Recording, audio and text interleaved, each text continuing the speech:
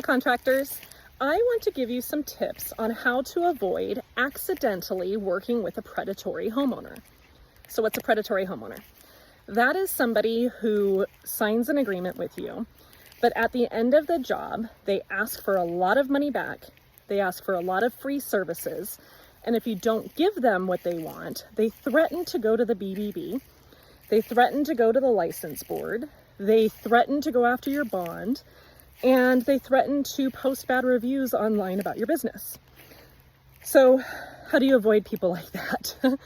There's a couple tips that I can give you. And it starts off with the very first conversation that you have.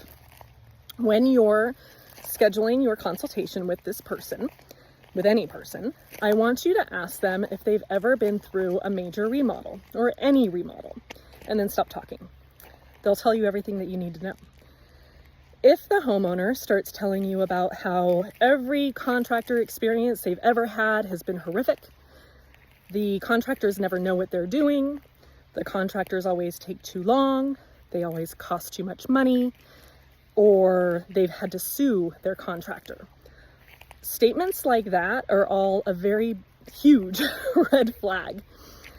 And what I want you to do, even if they pass that first test of yours, is before you go on the consultation, I want you to do a little bit of research, a little bit of stalking. So you're going to go into Google and you're going to type in their first and last name, followed by the word review. And you're going to read through any review that you can find that they've ever published. Words matter, and a positive person generally wants to spread that positivity.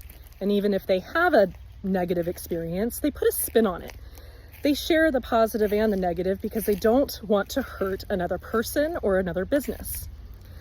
On the flip side, a person who's naturally negative is going to frequently post bad reviews.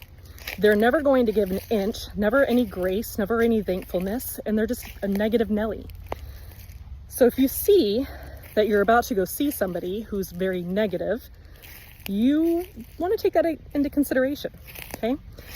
The second thing that I want you to do is type in the first and last name of the person that you're going to be going to see into your Google search engine, and you're going to follow their first and last name with the word lawsuit. And you would be surprised. If there's a public record of somebody who's recently, or even not recently, sued a contractor, you may be able to find documentation online. Then I want you to go to LinkedIn, type in their first and last name, and I want you to read their posts. Get a feeling for the person as a person. Understand their personality and how they talk to people, because how they interact with others is going to be how they interact with you. And then lastly, go on to Facebook and do exactly the same thing. With these tips, you should avoid a good chunk of the types of homeowners that can potentially ruin your reputation. And just remember, whatever you do, do it with intent.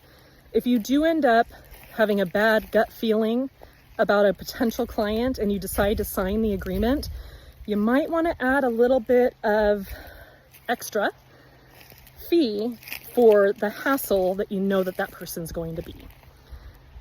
All right, that's what I've got for you guys today. We'll see what I bring for you next.